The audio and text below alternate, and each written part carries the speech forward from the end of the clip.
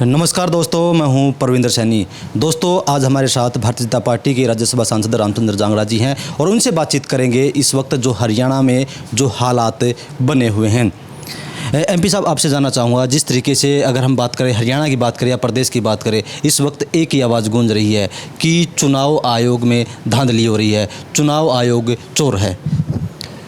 देखिए, आज का अखबार शायद आपने पढ़ा होगा। आज के तमाम न्यूज़पेपर्स में चुनाव आयोग की तरफ से ही स्टेटमेंट है।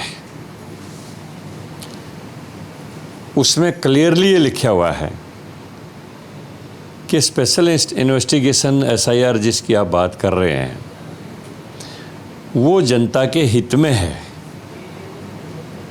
11 पॉइंट्स, पहले बहुत 7 पॉइंट होते थे, 11 पॉइंट दे दिए कि अगर जिसके पास इन 11 में से कोई भी एक आइडेंटिटी है वो मतदाता सूची में रजिस्टर्ड हो सकता है। अगर उन 11 पॉइंट पर भी कोई खरा नहीं उतरता है, फिर वो कैसे ये क्लेम करेगा कि मैं भारत का नागरिक हूँ, मैं भारत का मतदाता हूँ। पहले तो कांग्रेस के समय में तो कुल 7 पॉइंट थे, चुनाव आयोग ने तो बढ़ा के 11 कर दिए। और अगर फिर 11 में भी वो अपने आप को सिद्ध नहीं कर पाएगा तो फिर वो भारत का नागरिक कहाँ पर है। तो ऐसे मतदाता जो फेक हैं वो तो कटने चाहिए, तो लोकतंत्र के हित में है ये। अगर कोई इस बात के ऊपर चिल्लाता है तो इसका मतलब चोर वो खुद है। वो चोरी करते थे, लोकतंत्र की चोरी करते थे। अब जनता ने, जो सही मतदाता हैं, उन्होंने मैंडेट दिया कुछ, और जो गलत मतदाताओं के कारण मैंडेट आगे आ गया कुछ। तो जो देश में सही मैंडेट आगे जाना चाहिए था, जो सही मतदाताओं का एक निर्णय देश के सामने आना चाहिए था, वो तो फिर गौण हो गया। उनका क्या फ़ायदा हुआ फिर। तो इसलिए SIR जो ये स्वतंत्र एजेंसी है, चुनाव आयोग, इनका अपना फैसला है। जो ये आरोप लगाते हैं कि चुनाव आयोग जो है वो सरकार के इशारे पर काम कर रहा है, तो उनके सामने सीधा सा सवाल है, भाई अगर सरकार के इशारे पर काम करता तो तेलंगाना में भी काम करता, कर्नाटका में भी काम करता, केरला में भी काम करता, हिमाचल प्रदेश में भी काम करता। हरियाणा प्रदेश में 8 से 10 सीटें ऐसी हैं जहां में 1000 वोटों से नीचे या उसके आसपास आ रहे हैं। तो अगर चुनाव आयोग हमारे इशारे पर काम करता तो 1000 वोट तो मैनेज करना कोई बहुत बड़ी बात नहीं है, वो कर लेते। ये विपक्ष का मिथ्या आरोप है। इनके सामने कोई एजेंडा नहीं है। ये जो वर्षों से धांधली करते आ रहे थे, कहीं रोहिंग्याओं के वोट बनवा दी, कहीं बांग्लादेशियों के बनवा दी, कहीं वैसे फेक वोट बनवा दी, वो सिस्टम अब नहीं चलेगा। देश में धांधलियाँ नहीं चलेंगी, इसलिए चोर मचाए शोर, ये मामला चल रहा है। एमपी साहब, राहुल गांधी ने हरियाणा को लेकर भी सवाल उठाए हैं। उन्होंने कहा कि करीब 22,500 वोट अगर कांग्रेस पार्टी को मिल जाते तो वो सत्ता में होते, तो यहाँ पर भी गड़बड़ी हुई है। तो मिल जाती तो हो जाती सत्ता में। जब पब्लिक ने नहीं दी तो हमारा क्या दोष है इसमें। जब पब्लिक ने वोट नहीं दी, हमारे भी तो 8-10 से ऐसे MLA हैं जो बहुत थोड़ी थोड़ी वोटों से हार गए। अब आदमपुर में तो चौधरी भजन लाल का परिवार, जो कभी चुनाव नहीं हारे थे, वो 1400 वोटों से हार रहे हैं। फिर वहाँ मैनेज कर लेते हम। तो ये तो बिल्कुल ही मिथ्या आरोप है। राहुल गांधी की बात को कोई गंभीरता से लेता भी नहीं है, और वो गंभीर है भी नहीं, और ना उसमें इतना दिमाग है कि वो लॉजिकल को बात कर सके। वो ठीक है, अपना एक सोनिया का लड़का, राजीव गांधी का लड़का है, और कांग्रेस में विभूति पूजा चलती है, व्यक्ति पूजा चलती है। सिद्धांतों का कोई वहाँ पर कोई बोलबाला होता नहीं कभी। वहाँ तो एक व्यक्ति का गुणगान किया जाता है, Indira is India, Indira is India. अब वो इंदिरा चली गई तो राहुल इज इंडिया। अब राहुल अगर देश को चलाएगा तो देश का बेड़ा ही गर्क हो जाएगा। क्या मैं उसकी बात को कोई देश में गंभीरता से लेता भी नहीं है। और वो जो कुछ भी कहता है वो विदेशों में जाके कहता है कि भारत में मुसलमान सुरक्षित नहीं है। भारत का मुसलमान कभी नहीं कहता। 20 करोड़ इस देश में मुसलमान हैं। बताइए कहाँ पर किसी मुसलमान के साथ कोई डिस्क्रिमिनेशन हुआ है? पाकिस्तान से ज़्यादा मुसलमान यहाँ पर हैं हमारे यहाँ, बांग्लादेश से ज़्यादा हमारे यहाँ पर हैं। उनको कहीं आयुष्मान भारत कार्ड ना बने हों, उनको PMAY में घर ना मिले हों, उनको नल, हर घर में नल से जल की सुविधा जो प्रधानमंत्री की है वो ना मिलती हो, जो प्रधानमंत्री सूर्य घर योजना है, हर घर के ऊपर सोलर लाइट का पैनल लगेगा, वो उनको ना मिलती हो। बताओ कौन सी ऐसी सरकार की सुविधा है जो मुसलमान को नहीं दी जाती हो और औरों को दी जाती हो? ये देश सभी धर्मों का है, सभी समुदायों का है, और प्रधानमंत्री जी का स्पष्ट ये कहना है कि सबका साथ, सबका विकास, सबका विश्वास, सबका सम्मान और उसके साथ साथ सबका प्रयास, उसी से देश चलेगा। कांग्रेस ने 11 साल बाद अपना संगठन खड़ा किया है, उन्होंने जिला अध्यक्षों की सूची जारी की, क्या कहेंगे आप? देखिए, आज के अखबार में आपने अच्छी तरह से पढ़ा होगा कि कांग्रेस ने 32 जिला अध्यक्ष बनाए हैं। वो संगठन की दृष्टि से उन्होंने 32 कर लिए होंगे, वैसे हरियाणा में जिले तो 22 हैं, हमने भी कर रखे हैं 27 की। संगठन की दृष्टि से हमने भी बढ़ाए हैं। लेकिन उसके पीछे खबरें क्या छन के आ रही है कि हुड्डा के जिला अध्यक्षों का बहुमत है, शैलजा को भी कुछ हक मिल गया है, वीरेंद्र सिंह को बिल्कुल इग्नोर कर दिया गया है, सुरजेवाला का भी एक अध्यक्ष लिया गया है। क्या संगठन है ये तो व्यक्तिवाद है। तो संगठन कुछ नहीं। जो पार्टी आज 1 साल से ऊपर चुनाव का हो गया, अपना विपक्ष का नेता नहीं तय कर पाई है, तो उनका संगठन क्या है? ये कुछ नहीं है। कांग्रेस का युग समाप्त हो चुका है। अब कांग्रेस मुक्त भारत होने वाला है। जहाँ कहीं है वहाँ भी ये मुक्त हो जाएंगे। साहब, एक हरियाणा में एक क्राइम को लेकर लगातार बात उठ रही है कि हरियाणा में क्राइम ग्राफ लगातार बढ़ रहा है। देखिए, हमारे मुख्यमंत्री नायब सिंह सैनी जी ने हरियाणा पुलिस को खुली छूट दे रखी है, और जब से उन्होंने खुली छूट दी है पुलिस का मनोबल बढ़ा हुआ है। और रोज़ाना हम देखते हैं किसी के पैरों में गोली लगती है, किसी के सिर में गोली लगती है, कोई वैसे पकड़ा जाता है। रोज़ाना क्रिमिनल्स को बिहाइंड द बार्स भेजा जा रहा है, जेल के शिक्षों में पकड़ के, और एनकाउंटर किए जा रहे हैं। बहुत जल्दी ही हरियाणा क्राइम फ्री हो जाएगा, यहाँ पर कोई क्राइम नहीं रहेगा। कांग्रेस के विधायक जस्सी पेटवाड़, उनको भी जान से मारने की धमकी मिली है। अब पता नहीं मिली है या नहीं मिली है, ये अनुमानित बात है। उन्होंने शिकायत दर्ज कराई है पुलिस थाने में। कुछ शिकायत दर्ज करवाई है तो पुलिस जांच करेगी, और अगर उसको धमकी मिली है तो उसकी जांच करके अगर कोई इसके पीछे कोई भी नोटोरियस आदमी होगा, कोई क्रिमिनल आदमी होगा, तो बाकायदा कोई कांग्रेस का विधायक के साथ कोई भेदभाव नहीं होगा कानून के मामले में। बाकायदा उसको न्याय मिलेगा, और जो भी उसके पीछे मिलेगा उसको बाकायदा उसको सज़ा मिलेगी। एक आपके बड़े ही सीनियर नेता हैं अनिल विज, लगातार उनकी अनदेखी क्यों हो रही है? अगर बात करें जैसे 15 अगस्त पर झंडा फहराने को लेकर पहले उनका नाम अम्बाला से जोड़ा गया, बाद में उनका यमुनानगर उन्हें ट्रांसफ़र किया गया, तो वो लगातार पार्टी से नाराज़ क्यों चल रहे हैं? देखिए, अनिल विज कोई नाराज़गी नहीं है उनकी, और न उन्होंने कोई नाराज़गी व्यक्त की है। वो तो एक प्रोटोकॉल के हिसाब से, क्योंकि गवर्नर साहब अम्बाला में झंडा फहरा रहे थे, तो एक सरकार ने सोच लिया भाई सीनियर मंत्री भी उनके साथ रहेगा तो अच्छा रहेगा गवर्नर के साथ। और जब और लोगों ने इस बात के ऊपर शक शुबह किया कि भाई अनिल विज को इग्नोर किया जा रहा है वगैरह, तो उन लोगों का मुंह बंद करने के लिए पार्टी ने उनको यमुनानगर की जिम्मेवारी दे दी। अनिल विज हमारे सीनियर नेता हैं, सम्मानित नेता हैं, और उनका पूरा पार्टी में सम्मान है, पूरा सरकार में सम्मान है। किसी किस्म का भी गतिरोध भारतीय जनता पार्टी के ना सरकार में है ना पार्टी में है। ये पार्टी एक परिवार की तरह चलती है, और परिवार की तरह ही सरकार चलाती है। MP साहब, आप लगातार अपनी सरकार के खिलाफ भी लगातार बोलते रहे हैं, कई आपके ऐसे बयान जो सामने आए हैं, आपने घोटाले की बात हो या और भी तमाम मुद्दे हैं, तो क्या सरकार आपकी बातों को गंभीरता से नहीं लेती है? मैंने तो कभी सरकार के खिलाफ कभी कुछ बोला ही नहीं है। आपने ये भी कहा था कि मनोहर लाल जी के टाइम में पैसे आए थे महम सौंदर्यीकरण को लेकर, उसमें घोटाला हुआ है। सरकार के खिलाफ थोड़ा बोला है मैंने किसी व्यक्ति विशेष जो उस समय चेयरमैन के पद के ऊपर बैठा हुआ था, तो अगर कोई व्यक्ति विशेष कोई घोटाला कर दे, तो भिवानी में भी हमारी सरकार ने मुकदमे दर्ज करवाए हैं, और भी पलवल में भी करवाए हैं, और भी कई जगह कहाँ म्यूनसिपैलिटीज़ में अगर कोई ऐसी एनोमली होगी, सरकार के पैसे का दुरुपयोग हो गया, सही जगह खर्च नहीं हुआ, तो उसका सरकार ने संज्ञान लिया है। तो उसमें सरकार के खिलाफ कोई बात नहीं है। मैं सरकार के अंदर खुद हूँ, एक अपर हाउस का मेंबर हूँ, मैं कैसे सरकार के खिलाफ बोल सकता हूँ। मैं पूरा सम्मान माननीय नायब सिंह सैनी जी हमारे मुख्यमंत्री का करता हूँ, पूरा सम्मान मेरी पार्टी के संगठन का करता हूँ, पूरा सम्मान देश के प्रधानमंत्री का करता हूँ, पूरा सम्मान राष्ट्रीय संगठन का करता हूँ। रही बात अगर कोई व्यक्ति विशेष सरकार के पैसे का दुरुपयोग करता है तो हम जनप्रतिनिधि हैं और वो सरकार के संज्ञान तक लाने का हमारा उत्तरदायित्व है, हमारी जिम्मेदारी है। हमारे सामने अगर कोई गलत काम होता हो, सरकार का पैसा सही प्रयोग ना होता हो, तो हम आंख मीच के अगर बंद कर दें तो हम भी कहीं ना कहीं उसमें शामिल हो जाते हैं।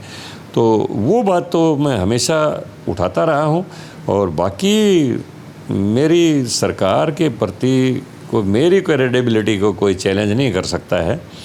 पूरा सम्मान हम मुख्यमंत्री जी का भी, पूरे संगठन का भी और पूरे राष्ट्रीय संगठन का भी, राष्ट्रीय सरकार का भी करते हैं।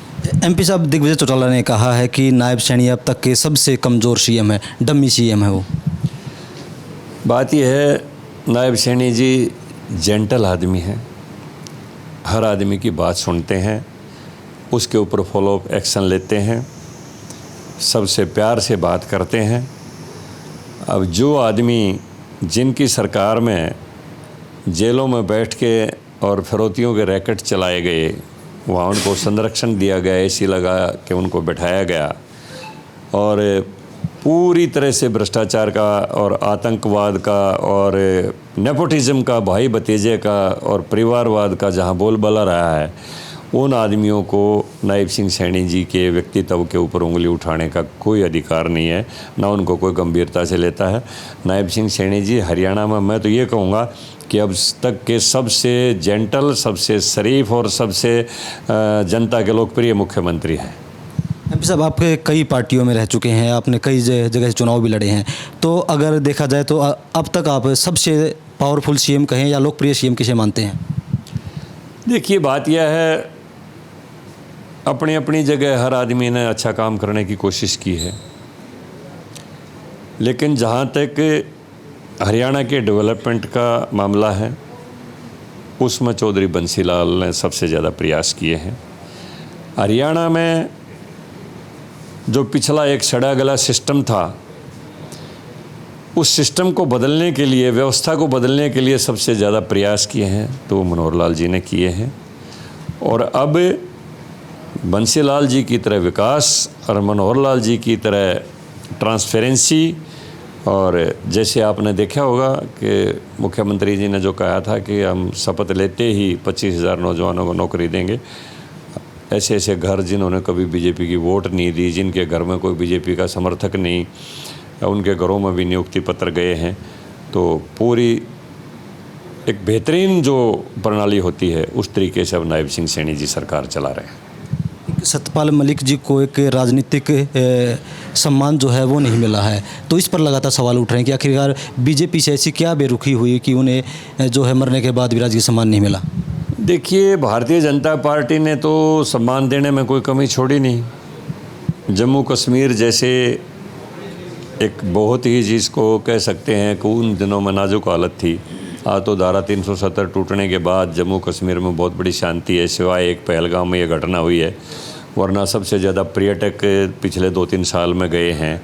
और आज सीधी श्रीनगर तक हमारी ट्रेन चली गई है और वहाँ पर विश्वविद्यालयों का गठन हो गया है, एम्स वहाँ पर बन गए और पूरा जम्मू कश्मीर आज खुशहाल है, शांत है। कहीं कोई पत्थरबाजी किसी सैनिक के ऊपर नहीं होती है, किसी पर्यटक के ऊपर नहीं होती है। एक पहलगांव घटना घटी है, इसका पूरा प्रधानमंत्री जी ने जैसा कहा था वो बदला ले लिया है। वहाँ का राज्यपाल सतपाल मलिक को भारतीय जनता पार्टी की सरकार ने बनाया। मेघालय का राज्यपाल भारतीय जनता पार्टी की सरकार ने उन्होंने बनाया। गोवा का राज्यपाल भारतीय जनता पार्टी की सरकार ने उनको बनाया, जबकि भारतीय जनता पार्टी की मूल विचारधारा से उनका कोई लेना देना नहीं था। वो चौधरी चरण सिंह के सहयोगी रहे, लोकदल के रहे, फिर भी एक किसान नेता या एक एग्रीकल्चरिस्ट परिवार को एक सम्मान देने के लिए भारतीय जनता पार्टी ने उनको अच्छे अच्छे पदों से सुशोभित किया है। उसके बाद आप सब ने देखा है कि वो गवर्नर के पद के ऊपर रहते हुए भी और पद से हटने के बाद भी जिस तरह से सरकार के खिलाफ बोलते रहे हैं, जिस सरकार ने उनको इतने बड़े बड़े पदों पर भेजा, अब उनका स्वयं का ही आचरण देखिए कि अब आप वो हमारे बीच में नहीं है। मैं उनके ऊपर कोई ऐसी टिप्पणी नहीं करूँगा। ठीक, मैं मानता हूँ कि अच्छे वो विधायक भी रहे उत्तर प्रदेश में। चौधरी चरण सिंह के सहयोगी के रूप में मेरी कई बार उनसे मुलाकात भी हुई है और चिंतनशील व्यक्ति थे, लेकिन उनको इस तरह से लाइन से भटकना नहीं चाहिए था जिस तरह से वो भटके। और जिस सरकार ने, जिस पार्टी ने उनको इतना सम्मान दिया, उसके खिलाफ उनकी जिस तरह से बयानबाजी आई वो स्वागत के योग्य नहीं थी। तो ये कई बातें ऐसी हैं जो एक दिल में घर करती हैं, तो फिर वो सम्मान का भी उसी हिसाब से फैसला होता है। एमपी साहब, एक आपको लेकर कोई आपको बड़बोला कहता है तो कई लोग आप पर सवाल भी उठाते हैं। जिस तरीके से आपके बयान आए हैं किसान आंदोलन को लेकर, या फिर आपके जो आपने संसद में जो बयान दिया है, तो कई बयान हैं जिससे काफ़ी लोग असहज हो जाते हैं। वजह क्या है इसकी? नहीं, कौन से बयान का आप चर्चा करेंगे? अगर बात करें हम किसान आंदोलन के ऊपर, कहा कि किसान आंदोलन की वजह से हरियाणा में नशा आया, 700 लड़कियाँ जो गायब हुई, आपने एक नर्स का उदाहरण दिया था संसद में, तो कई बयान हैं आपके। उन्हें देखिए, ये तो हरियाणा ख़ास तौर पर पुराना रोहतक ज़िला, जिसमें झज्जर भी आ गया, सोनीपत भी आ गया और प्रॉपर रोहतक भी आ गया, इनमें एक ह्यूमरस प्रवृत्ति है कि हर बात के साथ मजाक कर दिया जाता है। लेकिन आज सोशल मीडिया का ज़माना ऐसा आ गया कि वो बात का बतंगड़ बना देते हैं। छोटी सी बात जो हंसने की होती है उस पर भी रोने लग जाते हैं। तो ये कोई बात नहीं थी। हरियाणा में अगर कई ऐसी रागनी सुनोगे तो उसके ऊपर पता नहीं क्या बतंगड़ हो जाएगा। लेकिन उन रागनियों में किसी के ड्रेस पर, किसी की जाति पर भी इस तरह से भोलेपन की टिप्पणियाँ रोर कर दी जाती हैं। ये हरियाणा की कल्चर का एक हिस्सा है। हम भी देहात में पैदा हुए, उस देहाती कल्चर में पले पड़े, तो थोड़ा बहुत दिमाग में वो बात का लहजा रहता है। और बाकी हम तो हर महिला का सम्मान करते हैं, हर बहन बेटी का सम्मान करते हैं। हमारे दिल में कभी दुर्भाव रहा नहीं, कभी नज़रों से, कभी गलत नज़रों से किसी को ज़िंदगी में देखा नहीं। अब अगर कोई छोटी मोटी चुटकुले की, मजाक की बात है, बात तो हंसने की है, लेकिन लोग रोने लग जाते हैं, तो मेरा उनके पास क्या इलाज है, मेरे पास उनका। एमपी साहब, क्या 2029 का चुनाव आप लड़ेंगे? देखिए, बात यह है, हम पार्टी के सिपाही हैं और पार्टी का जैसा आदेश होगा उसी के ऊपर हम चलेंगे। पार्टी जो ड्यूटी लगाएगी, मैं 2014 में सारी टिकटें बँट चुकी थी, घर पर बैठा था और पार्टी ने दिल्ली बुला के किसी की टिकट काट के मुझे टिकट दे दिया। इतना बड़ा सम्मान आज तक किसी को मिला नहीं कि विधायक दल पूरे पार्लियामेंट्री बोर्ड के डिसीजन को ही चेंज करके किसी की वापस टिकट करके, निर्णय को वापस करके मुझे दिया हो। तो चाहे मैं चुनाव ना जीत पाया, लेकिन इतना बड़ा सम्मान बहुत बड़ी बात होती है। उसके बाद हरियाणा सरकार में हारने के बाद 4 साल मनोहर लाल जी की सरकार में चेयरमैन रहा। 2019 में मेरी ज़बरदस्त तैयारी थी। गोहाना से एक एक बच्चा ये आवाज़ लगा रहा था कि जांगड़ा जी ने सिर्फ टिकट लेनी है, बाकी वो 1 लाख से करीब वोटों से चुनाव जीतेंगे, हरियाणा में हाईएस्ट विजय उनकी होगी। फिर भी पार्टी ने कोई टिकट नहीं दी। अब बदल दी तो मैंने कोई उसमें रिजेंटमेंट नहीं किया, एक गलत बयान नहीं दिया। मैंने कहा ठीक है, जो पार्टी का फैसला ठीक है, स्वागत योग्य है, हम उसका सम्मान करते हैं। मैंने पूरे हरियाणा प्रदेश में चुनाव प्रचार किया। मैं कभी दिल्ली तक, कभी राज्यसभा की सीट मांगने नहीं गया, किसी के पास अप्रोच नहीं करवाई।